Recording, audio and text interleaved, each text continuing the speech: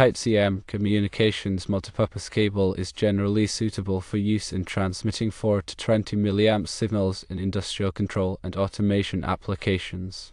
It is designed to provide adequate shielding and signal integrity for this type of signal. Regarding installation in cable trays, according to National Electrical Code, NEC Article 392, Type-C cable is permitted to be installed in cable trays. However, it should be adequately supported and protected from physical damage.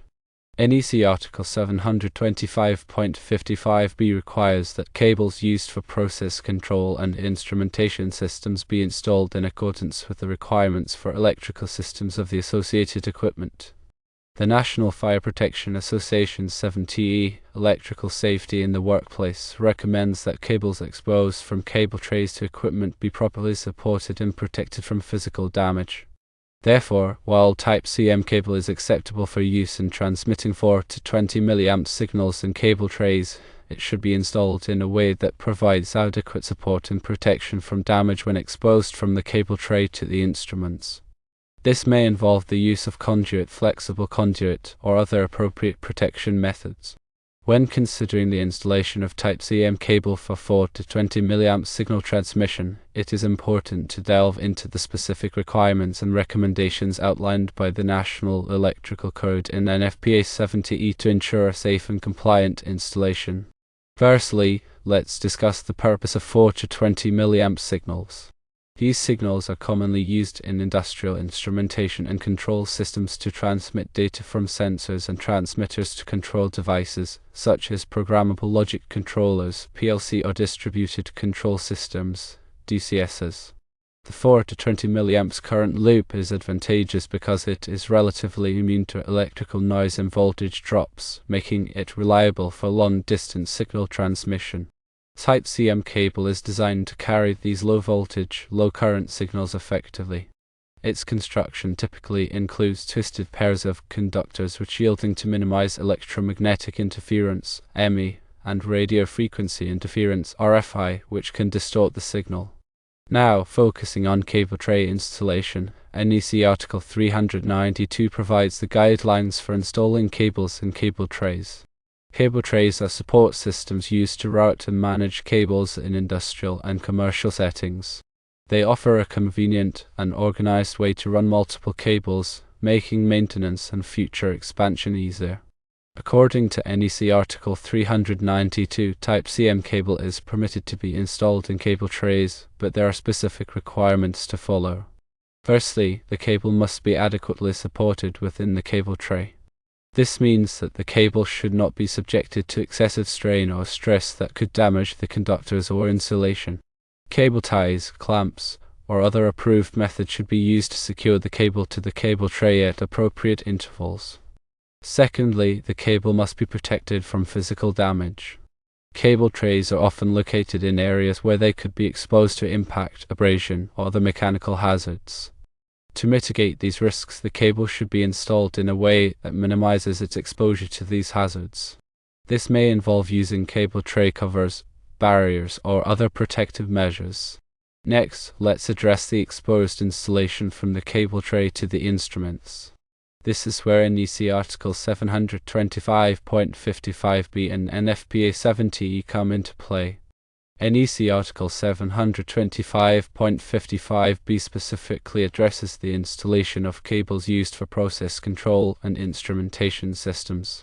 It requires that these cables be installed in accordance with the requirements for electrical systems of the associated equipment. This means that the installation must comply with all applicable codes and standards, including those related to wiring methods, overcurrent protection, grounding, and bonding. NFPA 70E provides guidance on electrical safety in the workplace. It recommends that cables exposed from cable trays to equipment be properly supported and protected from physical damage. This recommendation is based on the principle that exposed cables are more vulnerable to damage and pose a greater risk of electrical shock or fire. To comply with NEC Article 725.55b and NFPA 70E, several protective measures can be taken when installing Type-C cable from the cable tray to the instruments. One option is to use conduit. Conduit is a rigid or flexible tube that provides a physical barrier around the cable, protecting it from impact, abrasion, and other mechanical hazards. Conduit can be made of various materials, such as metal, PVC, or fiberglass, depending on the application and environmental conditions. Another option is to use flexible conduit. Flexible conduit is similar to conduit, but is more flexible, allowing it to be easily bent and routed around obstacles. Flexible conduit is often used in situations where the cable needs to be moved or adjusted frequently, or where there is limited space for installation. In addition to conduit or flexible conduit, other protective measures can be used, such as cable glands, strain relief connectors, and cable trays with integral protection. Cable glands are used to seal the cable entry point into the instrument, preventing moisture and contaminants from entering. Strain relief connectors are used to secure the cable to the instrument, preventing it from being pulled or strained. Cable trays with integral protection have built-in features such as barriers or covers that protect the cable from physical damage. When selecting the appropriate protective measures, it is important to consider the specific requirements of the application, the environmental conditions, and the potential hazards. For example, in a corrosive environment, it may be necessary to use corrosion-resistant conduit or cable glands. In a hazardous location, it may be necessary to use explosion-proof conduit or fittings. Here are some additional considerations for installing Type CM cable for 4 to 20 mA signals. Firstly, ensure that the cable is properly grounded and bonded to prevent electrical noise and interference. Secondly, use shielded cable to minimize EMI and RFI.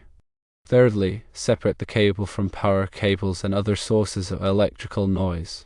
Fourthly, follow the manufacturer's recommendations for installation and termination. Fifthly, inspect the cable regularly for damage and wear. Sixthly, test the signal integrity after installation to ensure that it meets the required performance specifications. In summary, Type CM cable is generally suitable for use in transmitting 4 to 20 mA signals in cable trays. However, it is important to follow the requirements of NEC Article 392 and NEC Article 725.55b and NFPA 70E to ensure safe and compliant installation.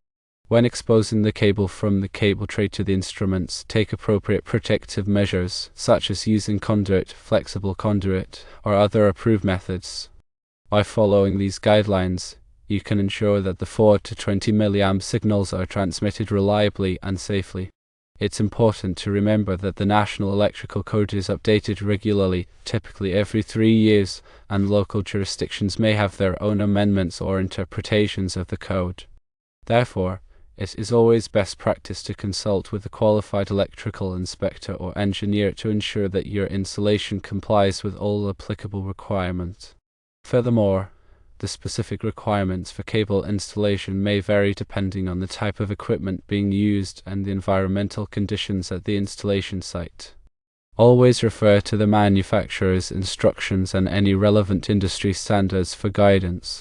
In addition to the points already covered, it is crucial to address proper labeling and documentation of the installed cables. Clear and accurate labeling is essential for identifying the purpose and destination of each cable, which simplifies maintenance, troubleshooting, and future modifications to the system. Labels should be durable and resistant to environmental factors such as moisture, chemicals, and UV exposure. The labeling should include information such as the signal type, the instrument it serves, and any other relevant details that could be helpful for technicians working on the system. Documentation is equally important. A comprehensive set of drawings, diagrams, and specifications should be maintained to provide a complete record of the cable installation. This documentation should include cable routing, termination points, grounding details, and any special installation considerations. Electronic documentation is preferred as it allows for easy access and updating. Regular inspections and maintenance are also critical for ensuring the long-term reliability and safety of the cable installation. Cables should be inspected periodically for signs of damage such as cuts, abrasions, or corrosion. Termination points should be checked for loose connections or corrosion. Any damaged or deteriorated cable should be replaced promptly. In addition to visual inspections, electrical testing should be performed to verify the integrity of the cable insulation and the continuity of the conductors. Insulation resistance testing can detect insulation breakdown, which can lead to electrical leakage or short circuits. Continuity testing can verify that the conductors are intact and that there are no open circuits. Proper grounding and bonding are essential for protecting equipment and personnel from electrical hazards. The grounding system should be designed to provide a low impedance path for fault current to return to the source, which helps to trip over current protective devices quickly in the event of a fault. All metallic components of the cable tray system, including the cable trays, conduit, and equipment enclosures, should be bonded together to create a continuous electrical path. The grounding system should be tested regularly to ensure that it is functioning properly. Surge protection devices, SPDs, should be considered to protect sensitive electronic equipment from voltage surges caused by lightning, power line switching, or other disturbances. SPD should be installed at the service entrance and at critical equipment locations. The SPD should be sized appropriately for the expected surge currents and voltages. Proper selection and installation of cable glands and connectors are crucial for maintaining the integrity of the cable system. Cable glands should provide a secure and watertight seal around the cable entry point, preventing moisture and contaminants from entering the equipment enclosure. Connectors should provide a reliable electrical connection between the cable conductors and the equipment terminals. All cable glands and connectors should be approved for the specific application and environmental conditions. In areas where flammable or explosive materials are present, special precautions must be taken to prevent the ignition of these materials by electrical equipment. Cables, conduit, and equipment must be rated for use in hazardous locations. Explosion-proof enclosures, intrinsically safe circuits, and other protective measures should be used to minimize the risk of ignition. Personnel working in hazardous locations must be properly trained and equipped to work safely. When working with electrical systems, it is essential to follow safe work practices to prevent electrical shock, arc flash, and other hazards. Always de-energize equipment before working on it and use lockout-tagout procedures to prevent accidental re-energization.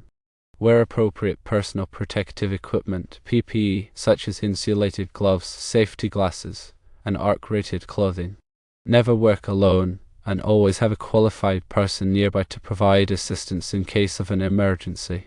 To reiterate, always consult the latest edition of the National Electrical Code, NFPA 70E, and other relevant standards for specific requirements and recommendations related to cable installation and electrical safety. Furthermore, consider the environmental conditions such as temperature, humidity, and exposure to chemicals when selecting cables and installation methods. Regular training and education are essential for ensuring that personnel are knowledgeable about the latest codes, standards, and safe work practices. Always prioritize safety and consult with qualified professionals when in doubt.